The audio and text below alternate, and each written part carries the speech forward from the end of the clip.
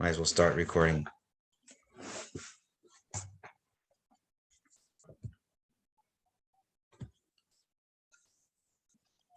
Isaac disappeared. So what's your question, Isaac? Yeah, and Isaac. Oh, he's come back on. Oh, what to remove. So, he's looking for ideas of what we can do, how to get something like this to be successful. So by the way, I mean, last year, you remember there was a big push from the Chavetz Chaim. Every year they do Tisha B'Av. Yeah, but it was Mashiach last year. And last year was dedicated completely to the concept of Mashiach. And I wonder if we should not try to connect to them. I have no idea who they are, but they already have something in the 9 days. They're already focusing on Tisha B'Av. So maybe they would like to do as a preparation, as a lead up to their Yom Tov of Tisha B'Av. I would imagine there's an overlap of people who go to Torah anytime and the Chavetz Chaim. Sure. So maybe it would be bring as many organizations who would be open to it as possible. Do we know if the Mashiach office is having any plans? Any programs upcoming now? It's quiet, but what's happening? I mean, they just did a 24-hour Fabrengen. Just did. We need Shlomi on again. Or Shlomi, maybe give him a call. Shlomi is planning. He's working on something specific. Okay. Now, that was a beautiful Fabrengen. He's not sleeping. He's full force. What's left? I'm still listening and catching up to the 24 hours. Rev Reuven is getting on now. We saw this beautiful shir that just started. Who just posted? Very nice shir. Just starting Nun Mashiach the Sefer. He was one of the speakers. What's his name? Rabbi Shiner. Yeah.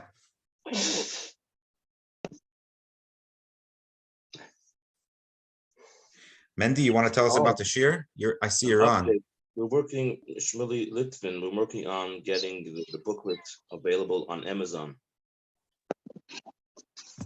Yeah, I'm on. Baruch Hashem, we started this year. It was Betzim in honor of Yud Aleph Nissen, but it started after Pesach. And we're going through the Sefer every week, half hour, inside. But every parak someone else is going to be doing. So now after the Akdama, we're up to the first parak. And it's obviously, as was stressed multiple times, primarily by Reuven Wolf, but also so many others over here that went through the Sefer. It's a very Geshmaka Sefer. So there's not much to say. We'll come get together every Monday evening. And but there's no link. You didn't send the link. Is that via Zoom? It's via Zoom. The link will be shared closer to share by Hashem. Okay, very good. Mandy, here's where you catch me, Mandy. If you're looking for me, you always can catch me here because Mandy Rubenfeld makes sure that I never escape, that I'm always here. I thought I had a direct line once upon a time. Yeah, you still have, but yesterday I was busy. What's Herzog? Okay. So Reuven, you spoke to your father, Reuven? Yeah. No, I didn't speak to him. I keep on forgetting. I was actually with my father the whole Shabbos. I was in New York. With my father the whole Shabbos. It was a Suda Seidah for my parents. They had an accident, which had an unbelievable miracle. Oh, Baruch wow. Hashem. Baruch Hashem. Wow. Yeah. Your parents live where in Borough Park? Where's your parents? I haven't been in Borough Park, I think, 13 years for Shabbos. This was like Tzedek gegangen. It was interesting. Yep. Baruch Hashem. Wow. Oh my gosh. Yeah. So what's on the agenda today? Was there supposed to be a speaker today? You put something out yesterday. What happened? No, he's getting on, but he said he's going to get on a quarter after, so that's now. Okay. Reuven, before the speaker comes on, once you're on, Mandy just asked you about the shir, so maybe you can put in a little plug of the chivus of learning the Sefer Yanis Mashiach. Every time I open it up and I read a few chapters and so on and so forth, I'm blown away by the clarity. That's all. it really is very, very powerful. It really pulls you in a very, you know, it opens up the entire world of Mashiach in such a clear, tangible way. Right, very geschmack, very mesuder, and very, a lot of minyanim. Very Mesuder, very, very, very solid. There's nothing like, you know, Egan Hargoshes. Everything is very solid. Everything is based. Everything is, it's fundamental. Yeah, 100%. This is the time for whoever wants to go through it, then you need a little push. Half hour a week. We're up there the first parak, so it's a great time. Mm-hmm. And what it's 8 o'clock 770 time. Yeah, exactly. 8 to 8:30. We're pretty careful with the time to make sure we don't go over. It depends if it's a long parak or short parak. If it takes 1 week, 2 weeks, or 3 weeks, you know. But It's Sunday, right? what? It's Monday. Monday. Oh, it's Mondays. Monday. That's very good. That's very good. And it's open to everyone, I guess. Yeah, the link will be Bez Hashem put on the Minatzchim group, and if people are joining from the group, I'll put it every week. Bez Hashem. Yes. What about recording it? Look at you. I'm looking at you. So there's no major chidushim in the shir. It's not a shir where it's supposed to going through the sefer every time someone else is going to be the Maggid shir reading and explaining it, with giving a kitzah depending on who exactly is giving the shir. But no major chidushim. I don't think it's a value like we have to record it. But on a practical note, if anybody wants to step up to the plate and record it, adrabah. Personally, I don't have that capacity. Okay, maybe I'll do it. The mile Very from good. recording, I'm interrupting you before you introduce the guest. The mile from recording is that if somebody can be by the share and he has no time to sit down with the sefer, etc., he can listen to it. Right, what I no, was that's thinking. definitely a big mile, but the combination of, again, it's not like the biggest chiddush shebedavar, although I don't know, maybe, I guess it doesn't exist, the shirim in English plus you're going through the sefer, so it could be a good thing to have. But between that and, like I said, I pushed the bagash me son of the capacity. But Adab, if Mendy will do it or anybody else, not type. Okay, I'll talk to you afterwards about it. Just before we introduce Mendel, who's joined us, the author of that booklet that I want to speak about. I was just thinking about the JLI retreats coming up. If anyone has an idea how we can infuse it with some Mashiach, because I know that they're looking for that always. Do they work closely with the Mashiach office? Anybody know? Zusha, does that make sense? There is a link. There's a link? Okay, good. Because it's already something, people coming together. And these are really, they call it their lay leadership, but they really are leadership. You know, these are people who come back home inspired. Mendy. Oh, Yeah. never mind. Mendel Kazlina is here. So let's add an idea for JLI, but let's Okay, well, so we'll do it afterwards. But for now, Mendel, thank you for joining us. I'm unmute you. And I'll just introduce you that you're the author of this booklet. And what do you call it? A book? A booklet, yeah. A booklet. And it's a beautiful production. I loved it. How long ago did you write it? It was in the summer of Tafshinayim Tes. Way too long ago. It should have happened already. Right. So I just came across it and I read it to my children and they loved it. They were very excited. And I was very excited because it really takes something and it kind of helps you get to beyond Mashiach's arrival. And when you think about that and your mind goes to such a place, your day changes. You know, maybe we should read it every once in a while. And these footnotes here that you put in and the style that you wrote it, where the bold lettering is more of a quote, right? You have like it's not just your imagination. And you say in the beginning that this booklet is basically your imagination. You're imagining Mashiach coming, which is something I think we should all do. If we take it seriously, we should put ourselves beyond that point. So thank you for writing it. And thank you for joining us today. And take it away. Yeah. Well, thank you very much for giving me the schus to be able to join. So just want to take a few minutes just basically to explain what it is, like you already did a little bit. Say a little bit about how it came to be, how it turned out that I made it, and a few nekudas from the Rebbe's words about the idea. So yeah, like Mendy said, it's basically describing imagination of how it is when Mashiach is here. It's written in a style like a bacher writing a yaman, like of what happened to him. So the Iker Vart, I guess, is the first chapter that describes Mamish the way the Rebbe was in the Skala, a regular day in 770, and the Rebbe walked in. And the later chapters go on to more later stages, the Slav Yasam, something like a Lag BaOmer parade event. And then the last chapter describes life in Geula a few months in. So it started, I had this, idea, kind of like a dream of maybe doing something like that, but it was something small. Like, I thought maybe, I like to write a little bit. So I thought I'd do something cute for my friends to see.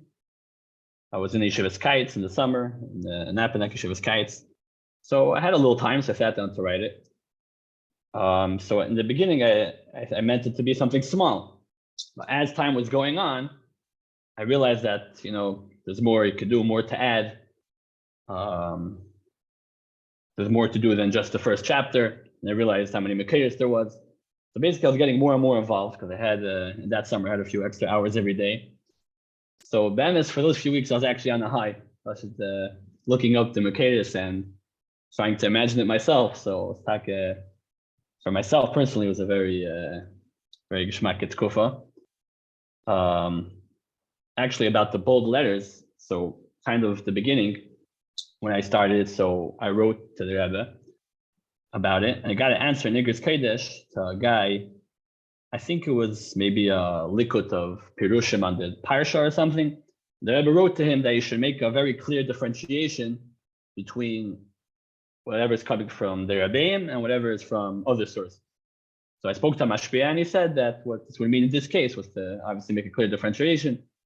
So I bolded whatever was from the Rebbeim or Mamisha Makar from Chazal or from Tanakh, and any other Sfarim. I just didn't bold it, but I wrote the Mar Makar. So that was, and it definitely proved to be a good idea. Yeah, so the main two advantages of it is, number one, imagine it gives you an image of Geula as something practical, happening, not just the Indian Geret. And also there's a lot of information in the footnotes. So in that summer, it was ready for Shabbos Tisha B'Av, Nidche. So was already in that yeshiva, was already a good atmosphere that was cooking in Mashiach. So when this was printed right before Shabbos, it definitely made a big stirring. And then after that, I figured, let's fix it up a little bit, make it a little bit more professional. And then in Elul, I actually sent it out on the WhatsApp. In the beginning, I wasn't sure how it would be in the Skabel. You never know. Some people might be criticism. So I didn't write my name, and I wasn't mafar submit on the official platform, but I did send it out on the WhatsApp, and I printed 1,000 copies to send to yeshivas. So Baruch Hashem was mamish, crazy amount of feedback. Mamish 99%, very, very positive feedback. And what's funny was that I had imagined it for Bachrim, right? Really, it ended up reaching random people, Anash, Shluchim, even Neshei B'nai Yisrael. Ad Kedekach, I got some, in my email, I got some feedback. So for example, there was one shlucha that teaches an online school. She used it as a curriculum for 5 weeks. Every week, as a part of the day that they learn about Mashiach, they would use that. And she wrote me the comments, every one of the students in the class, what inspired them, what they liked about it, and how it mamish changed their perspective. So I just thought it would be kedai to share that, just to inspire hopefully everyone that, could be that you're one little person, but we see beferish how one person could mamish make a big difference. When I originally started it, I had no intention of, making it so big. And here I saw how it mamish went all around the world, and I even landed me up over here, talking over here. I'm just a 25-year-old bacher, and here I am speaking to Gesta Shluchim at Weisabed. So just a good hero how one at the Rebbe's cook, how one person can manage make a big deal. So in the Rebbe's words, when I wrote it out, lechatchilas, I was trying to find a source. Where does the Rebbe talk about such an idea of imagining Geula? So the first thing that comes to mind is the famous letter that the Rebbe wrote to the president, Tavshin Tesvav, I think, that that from when the Rebbe was a child, they already had a seer of Geula. So it's not a hayra in that letter, but it's just an interesting idea that we see this is something that the Rebbe was doing.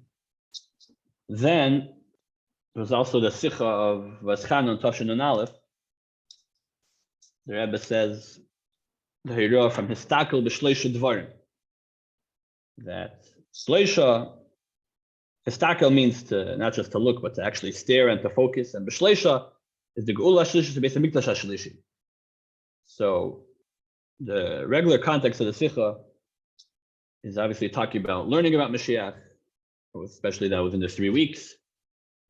But I understood it to mean also a certain type of focus, maybe not only about the learning, but kind of to put yourself to deeply contemplate and focus on the idea of Geula. So maybe Yeshlema that also would include something like imagining what will be when Mashiach comes. But then later, I found another Sikha from Mishpatim Tavshin Mem Vav. So Sikha Shabbos Mevarchim Chidush Adar Sheni. So the Rebbe says there how the Rebbe discusses the possibility that Mashiach will come right now, and then we're going to still, even before Rish Chedesh, we'll be Ma'aber the Chedesh, we'll be Mekashal Piyar Iyar, and we won't be Ma'aber the Chedesh, and Shaykh that will be. Sorry, it was Mevarchim Adar Yishin. Basically, the Rebbe says that it's going to be there'll be Mekashal Piyar Iyar. There'll end up being a difference in the calendar. Then the Rebbe says that there are people sitting here, they're wondering, how are we talking, as a Kalt Blutik, we're talking about the notion of Mashiach coming mamish as something very regular, something normal. They think it sounds strange.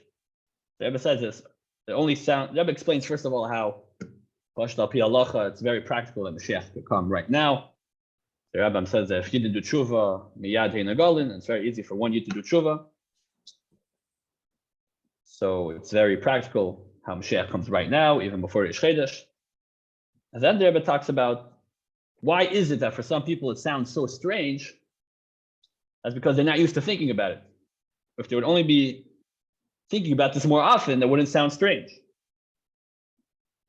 People are busy with a lot of good things, even kosher things, but it doesn't have to do with the Geula. So Rebbe says, Adarabba, every person should make a cheshbon nefesh. When was the last time he thought about Mashiach, Tzidkenu, aliba de nafshe, as im meint mentake, that the Eibishter, Ayudei Mashiach Tzidkenu, taking him out of Galus, B'Perel Mamish, and him, together with Mashiach Tzidkenu, will go together with Eretz Yisrael. We're not asking from anybody to give a din v'cheshbon to somebody else.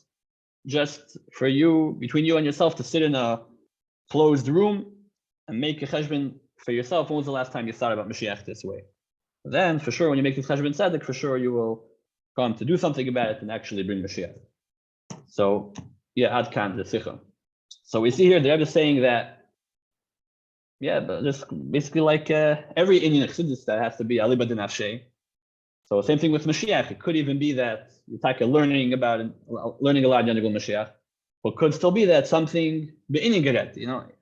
But to imagine that something the Eibusher is actually taking me and my matziv the way I am here now, and then just imagine Mashiach, how it would be. Mashiach would come now, yeah, a regular weekday, right? Imagining yourself at 770, that would be probably with your friends right next to you, your family right next to you, right? That's what it's actually going to be, right? It's not going to be when the Rebbe walks in, it's not going to be no base, it's going to be pay base, yeah. So I think that's just a thing that we see from that sikha to definitely try to think about that. And yeah, we see B'muchish made a big effect on me, B'shas Maisa, and on many other people. And actually from the feedback I got, a lot of people appreciated different information about Mashiach, but by far, what everybody was blown away was the first chapter, just the Rebbe walking in, the very first moment of his galus. That, when people put themselves in that situation, that's what mamish. Some people told me they were also on the high for a few days or more. So yeah, that's the idea. And Benagil Apel, I'd like to be Meir. I guess we should do this. And if you don't like my imagination, you're entitled to write your own imagination, the Simcha Rabba. And obviously, if you want to be Mefais in this booklet, definitely should. And I could send you a PDF. And B'chlal, it would be a good idea if in general, there could be more ways, more initiatives of, first of all, making Mashiach something practical, that it's, something that we could feel that it's mamish happening right now. And second of all, also to bring it down also to some circles where it might not have reached until now. L'mashal, the fact that there's a lot of feedback from the girls.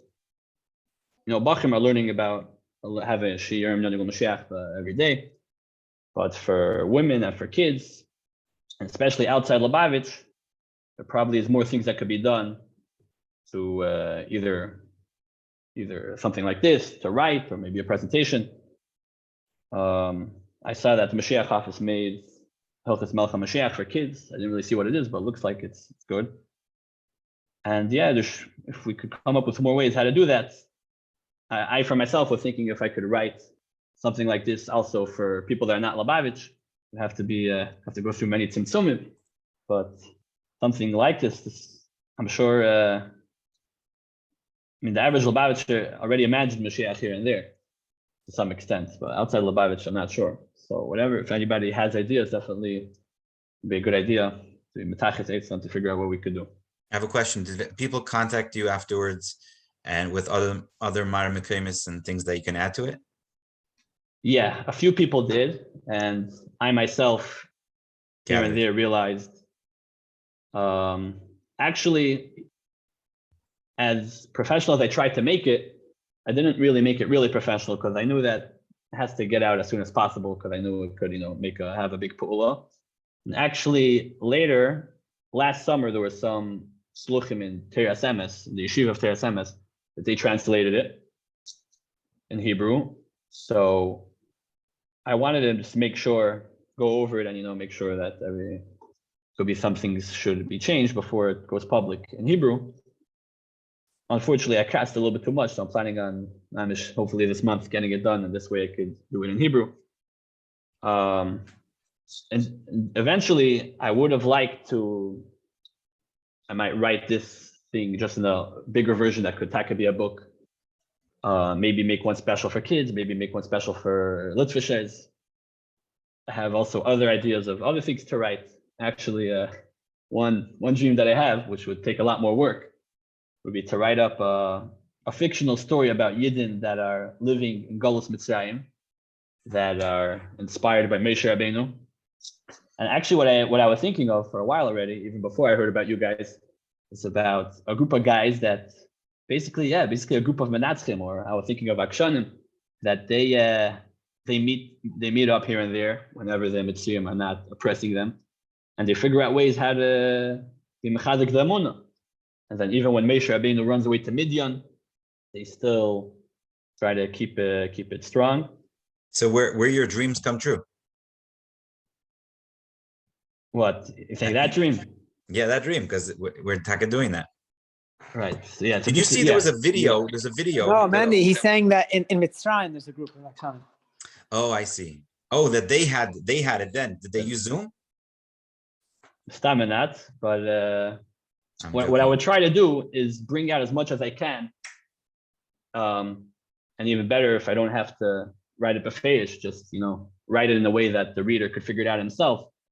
To try to, as much as possible, compare our generation to then, because there are many, many similarities. And if it would be done right, it could. And we know the end of that. So yeah, that's a beautiful. Exactly.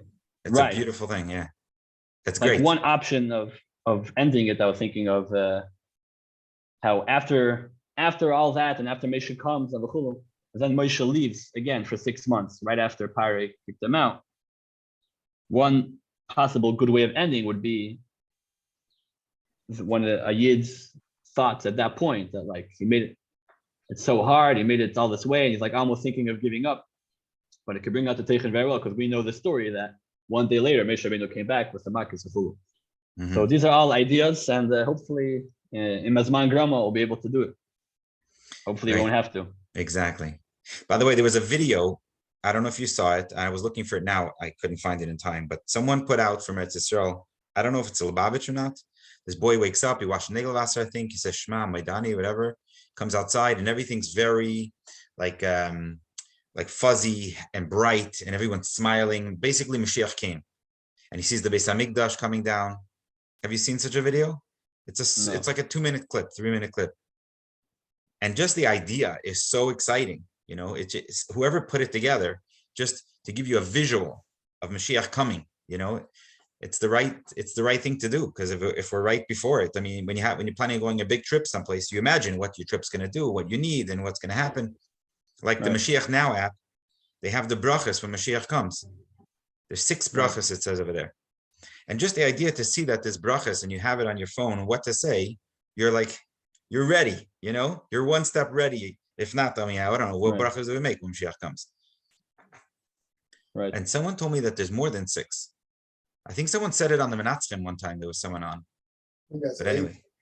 But there's only 6 on the app. We should send them the other 2 if anyone knows what they are. But yeah, there's a beautiful things. We have to get those. somebody who made something similar. I saw it once in 770 in Hebrew. Mashiach arrived in 770. He had the whole setting in 770. But it was very, very well, it was very interesting. I remember reading it in one sitting. If you can find who it was and connect it with Mendel, you know, put your minds together. And I said, I just saw it. I don't remember when, but a while back in 770, and it was a Friday night, laying up from Tish, and I picked it up, and my family had to wait for me till I came home.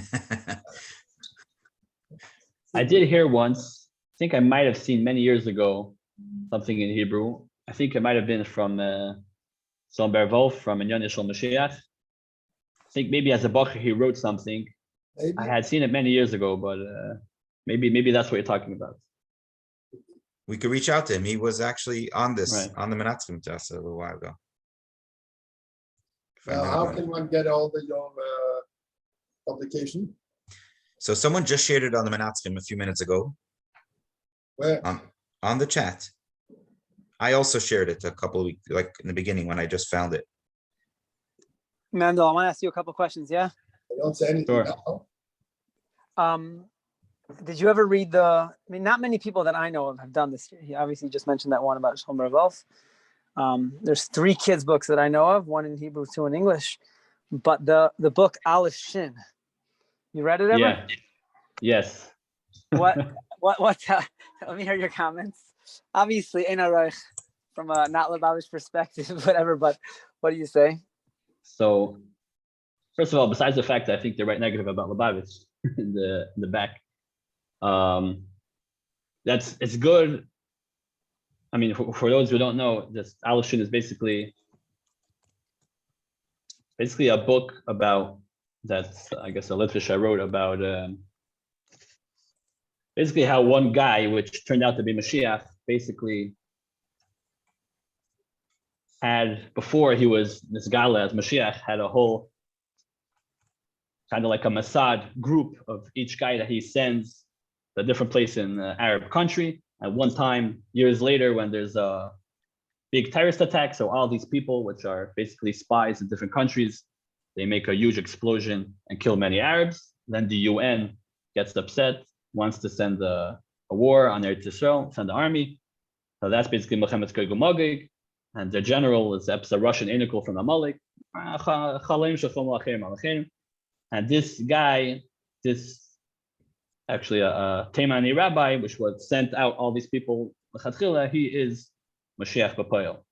So I guess it's nice because it talks about Mashiach, but first, doesn't really talk much about Mashiach itself. It's mainly talking about how there's a Stuff war. before. Yeah. Yeah, with a lead up. That's number one. Number two, it's also like, I don't know, it's pretty strange. Like the way they write it is that this guy that ended up being Mashiach had to, I guess, pretend that he was not a frum guy for some time. This way he could be in the Mossad. Like not mamish the Mashiach that That we Rambam have talks in about. Chassidus. Also, like the whole, it doesn't talk. It just talks about the war and the whole lead up to that. There isn't really talk about anything about Gilul Likus. Not really anything about Mashiach itself. Just a lead up. So it's definitely exciting because it describes how at the end of the book Mashiach comes. But No, I'll tell you what caught me, Stam, about the book Aleph Shin, as opposed to all three books. Two of them are there. You have Best Call of All is one of them. that's yeah. It's What like would the world be Lamadas like? one. And then there's the one about Leivik. It's just in Hebrew, Leivik, something, whatever it is. But Aleph Shin has the concept of Goyal. The Chlal by the Litvische Welt, you hear all the talk Right. about, almost never hear about the fact there's going to be a Melech, Basar, V'dam, Goyal. And all three books that I know of totally evade the concept. On purpose, they're worried about, I guess, misrepresenting or something. But at least, interesting to Aleph Shin, at least centered it around an individual. Stam, that was the only redeeming thought that I thought about the book, but obviously yours Right. is So this type of yeah, that is a good, I guess, a good prat that they have.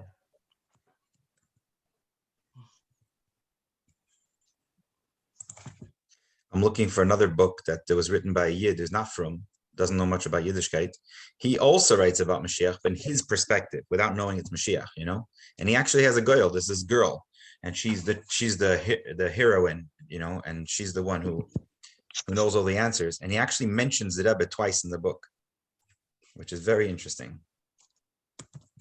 Wow. Came out last year. There was another Rambam, book called yesterday's Rambam disqualifies him from being a melech. It's the only reason. But interesting that I found it to be. I don't know if anybody said it. I was going to put it on the Minatzchim that the Pesach Sheni Rambam was mitzvahs minui melech, telling us it's in Shdokan Verfall of them minion.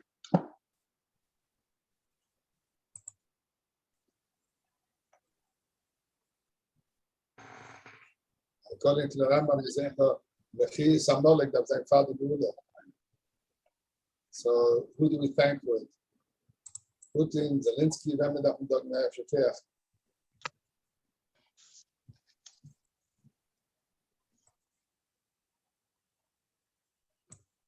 Okay.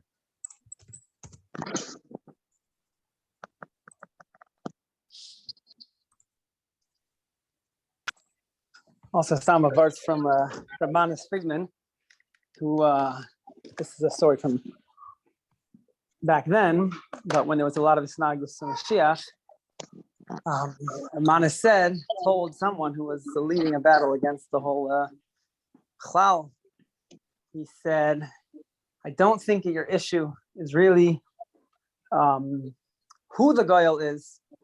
He said, I think that B'chlal, you have a hard time imagining a Goyal, period. And he said, it's almost like a different battle. This is, again, a story going back a little bit in history, but he was saying that the Kaviyachal arguing over who it is and who it isn't, there's a more essential building block missing, which is whether or not you could be civil the concept that there's going to be a Melech Basar V'dam. Stam. So take a look at this. This is interesting. This is his book, right? He's a Yid, by the way, Ray Kurzweil. His daughter wrote the pictures. But just look at this idea. This is not from a completely not Torah perspective. And it's a novel, a vision, a parallel history, a roadmap, you know, and how it's going to be, that the future is going to have like this, as a better future. It's a brighter future. The world comes together. It's like Mashiach ideas, but incredible. Stam. thought I'd share that. If we're, it's like you were saying, it's not every nakuda that they talk about, but just the mere fact that they have such an idea is shows us what times we're living. Already for a long time though. I have like a shtickle chash that Ray Kurzweil is really reading as a yid. He's really reading some of our sources because he's speaking about Chaim Minatzchim and about Tchias HaMesim. Yeah. It's just this guy takes like 250 vitamin pills a day. Yeah. Because he's planning on living forever. It's like this is the guy who works for Google. He's a big guy in Google. But man, do you know that Ray Kurzweil is one of the most accurate predictors of the future? Yeah. This is what he's saying. He's gonna bring his father back to life. When I first came across his book, the first 6 chapters where he talks about the future and things like that, I wanted every shliach to read it. I was like, everyone has to see this. If this is what the world's coming, people from, even though he's a yid, right? But he's not coming from a Yiddish perspective. He's very well respected in the world. That's the thing. So if this is what someone like him, Tzugazim, is talking about, it's something we should see. It's worth it. It's not Bittul Torah. And Isaac, you got to get better already. Man, just again, that's called Danielle. That's the name. I never knew that he had in story form. Yeah, repeat that. Yeah, that's the book. I'll show it to you again. I mean, it's a long book. And inside the book, I have to go find it. I have the pages bent over. My father was reading it, and I couldn't get through too far myself, but he read it and he found 2 references to the Rebbe inside the book. I had no idea. I was like very surprised. I think he has a cousin who is a Baal Tshuva, who's a Frumid. Maybe Arthur, yeah? Could be. When I came across him, I never heard, I didn't know he had any connection to Yiddish. I didn't know he was a Yid. Arthur Kurzweil was a big Steinsaltz guy. I wonder if it's... So maybe this guy's more chassid than his cousin. Anyway. Okay, beautiful. Mendel, thank you for sharing that with us. If anybody has any questions or comments. Yeah, link please to the booklet. Yeah, put a link. What do you mean? The booklet is on the Minatzchim. It just was put out today while we were talking. Who put it out? Oh, It's like just now, the last thing. It's 1.6 megabytes PDF. Yossi Librov shared it. oh, okay. Yaakov Kahneman asked for the link. So you have the whole booklet. It's worth it. It's very beautiful. I think everyone will enjoy it, and you can share with other people. Yeah, please send any feedback or criticism, whatever you want. It's the more feedback I get, the more it motivates me to go weiter and do more things like that. Yeah. And Mendel, if you could reach out to Rabbi Wolf, the author of the Sefer, maybe get the other thing. It's when you it's bringing things together that already exist. That's helps you leaps and bounds. Right. Okay. Yeah, I'll do that. Okay. Thank you very, very